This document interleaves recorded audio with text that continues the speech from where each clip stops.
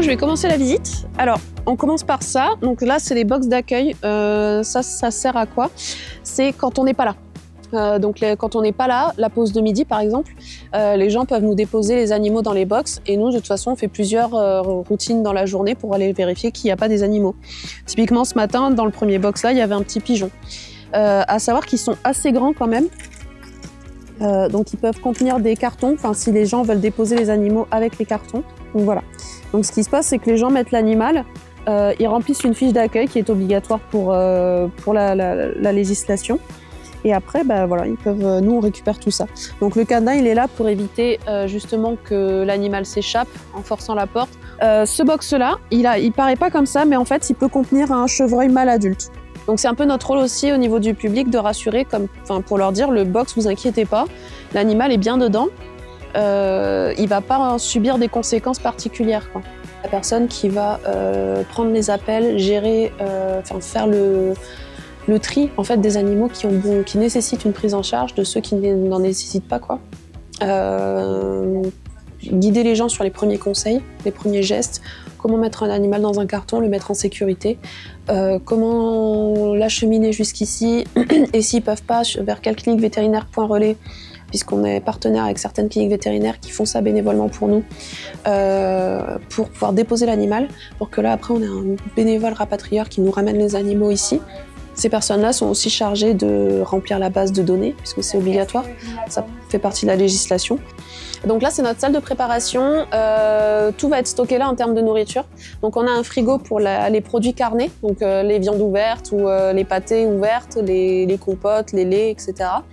Un frigo spécial fruits et légumes et un placard derrière toi qui est pour les denrées sèches. On récupère 2 fois par semaine des invendus à Carrefour. C'est une convention qui est signée. Ça évite que la nourriture parte à la poubelle et forcément, nous, ça nous donne de la nourriture pour les animaux. Donc c'est principalement fruits et légumes qu'on récupère à chaque fois. Donc là, c'est la pièce la plus délicate du centre, la nurserie. Donc la nurserie, tous les bébés. Donc là, on va mettre oiseaux et mammifères.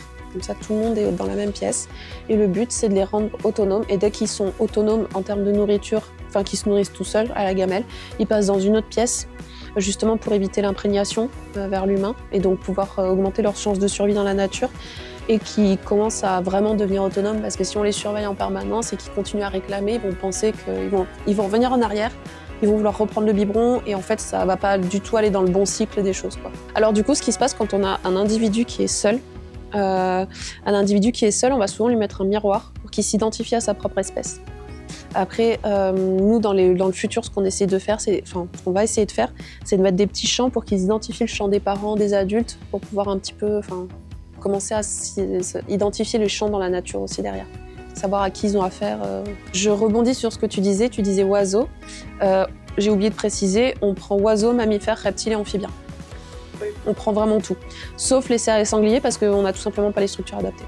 Donc ça, en fait, du coup, c'est notre infirmerie / salle de chirurgie pour l'instant, / salle de radio et salle de thérapie laser. Donc quand les animaux arrivent, ils sont accueillis par du coup la coordination et ils arrivent ici pour avoir un examen clinique. Comme quand on va à l'hôpital, voilà, on est quand même mis dans une pièce pour être examiné et après on nous met dans une chambre, quoi.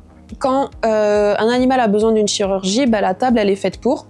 On a le frigo pour les médicaments qui sont ouverts. On a une couveuse pour les animaux qui doivent être observés par les soigneurs de façon plus sérieuse, plus rigoureuse que quand ils sont dans les pièces. Voilà, avec les consommables de soins, donc tout ce qui est bandage, etc. Les ciseaux, les gants, voilà, on a vraiment une salle d'infirmerie pour pouvoir soigner tout ce qui passe, quoi. Du coup, quand la vétérinaire allait être embauchée, il fallait lui créer une salle de chirurgie. Donc là, il y a eu justement une campagne de dons Eloasso pour acheter le matériel pour la salle de chirurgie. Donc il y a cette table qui a pu être achetée, il y a le matériel pour l'anesthésie qui a pu être acheté aussi. En fait, tout ce qui peut servir à l'opération, quoi. À savoir que on a la radio qui est juste là, qui est une radio portative. La radio portative, elle est à 20 000 € quand même, aussi.